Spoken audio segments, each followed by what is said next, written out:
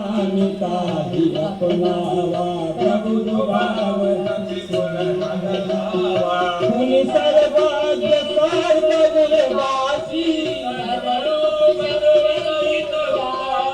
भोले बचन नीति प्रतिपालक सुन कपीस लंका। भगवान राम की प्राण प्रतिष्ठा की घड़ी करीब आ गई है। आप देख रहे हैं अखंड कवरेज आज तक पर, और हम लगातार 108 घंटे से कवरेज कर रहे हैं। पूरा देश आज राममय है। तस्वीरें हम दिखा रहे हैं कवरेज में, अयोध्या की भी, खुशी की, हर्ष की, उत्सव की। लेकिन इसी के साथ उन 84 सेकंड्स का देश को है इंतजार, जब 12:29 के बाद प्रधानमंत्री नरेंद्र मोदी प्राण प्रतिष्ठा की प्रक्रिया को अंजाम देंगे। आपको बताएं, प्रभु राम की जो 5 वर्षीय मूर्ति है, श्याम वर्ण की बनाई हुई मूर्ति है, 51 इंच की मूर्ति है, जिस पर दशों अवतार विष्णु जी के बनाए गए हैं, जिसमें गदा से लेकर स्वास्तिक का निशान सब कुछ बनाया गया है। गणेश जी की तस्वीर है, क्योंकि शुभ कार्य हर भारत में पूजन में कम से कम प्रभु भगवान गणेश की ही साथ शुरुआत होती है। जब उनकी आंखों की पट्टी खोलेंगे, माना जाता है कि उसमें तेज ऐसा होता है कि उसको सिर्फ भगवान राम खुद ही सहन कर सकते हैं, इसलिए एक आईना उनके सामने रखा जाता है। कई तो ये भी कहते हैं लोग कि आईना अक्सर टूट जाता है क्योंकि तेज इतना ज्यादा होता है। बहरहाल उसके बाद प्रधानमंत्री नरेंद्र मोदी उनकी आंखों में सोने की एक सीख से काजल भी लगाएंगे, और 84 सेकंड की ये प्राण प्रतिष्ठा देश देख रहा है इस वक्त आज तक पर। नॉन स्टॉप कवरेज, अयोध्या की हर तस्वीर, हर घड़ी। जल्दी से इससे पहले कि अयोध्या फिर विषय में तो एक संयोग देखिए कि मोदी जी ने राजनीति में कब प्रवेश किया था।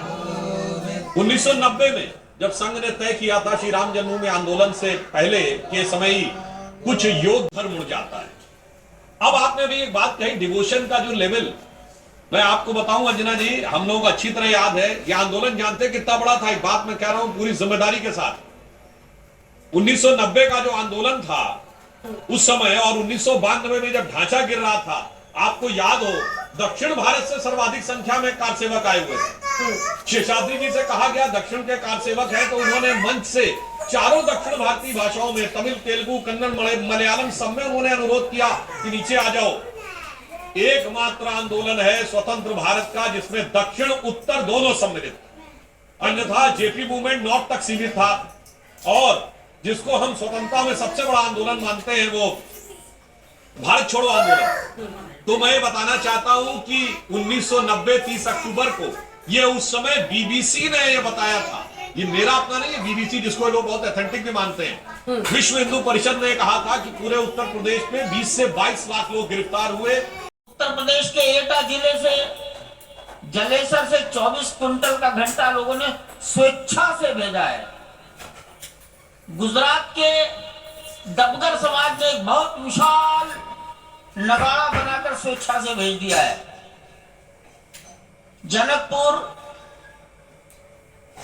मिथिला यानी सीतामढ़ी, बक्सर और राम जी की ननिहाल छत्तीसगढ़, वहां से बड़े भार आए हैं। अब ये भार का अर्थ संत महात्मा समझते हैं सब।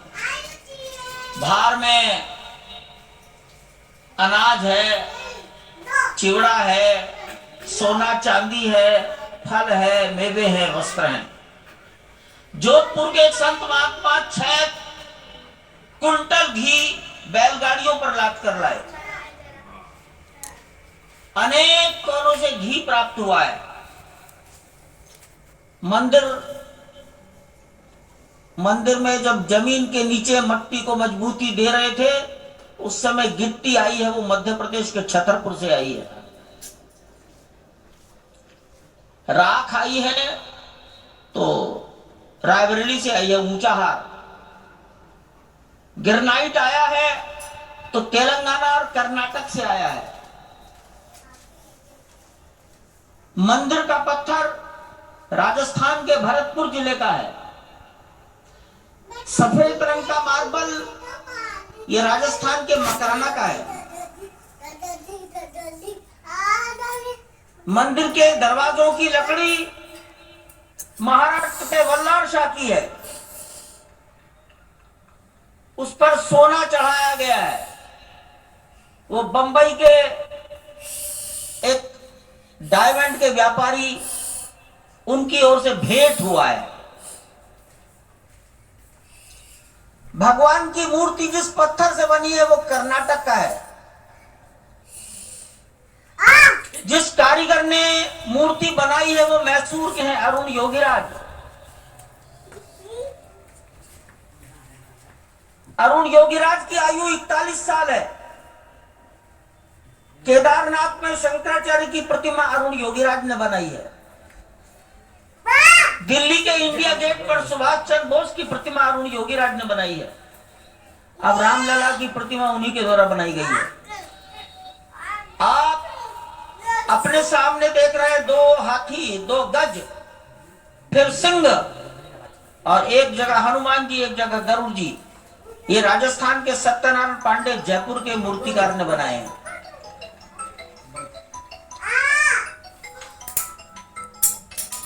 लकड़ी के दरवाजों की नक्काशी का काम हैदराबाद की अनुराधा टिम्बर ने किया है, और उनके सारे कारीगर तमिलनाडु के कन्याकुमारी के थे।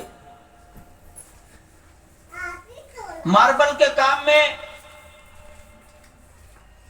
राणा मार्बल, धूत, नकोड़ा और रमजान भाई, इनका सर्वाधिक योगदान रहा है। कपड़े, भगवान की मूर्ति के वस्त्र दिल्ली के एक नवयुवक मनीष त्रिपाठी ने अपने हाथ से यहीं पर बैठकर तैयार किए हैं।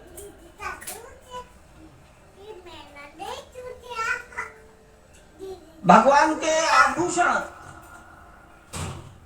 ये लखनऊ की एक फर्म ने जयपुर से बनवाकर यहाँ लाए हैं। आपने विस्तार से जानकारी यहाँ पर दी जा रही है कि किस तरह से योगीराज की ओर से इस मूर्ति को मुहूर्त होते हैं।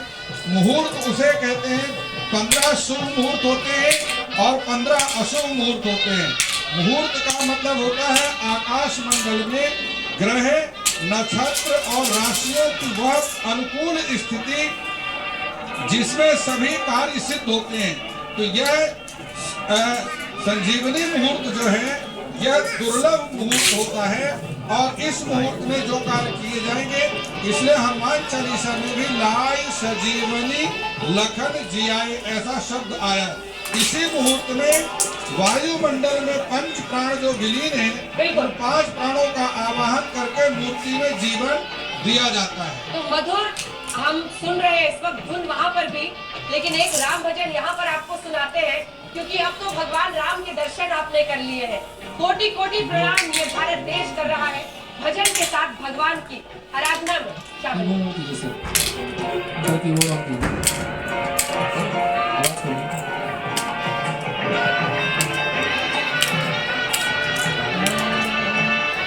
सिंहासन हो गए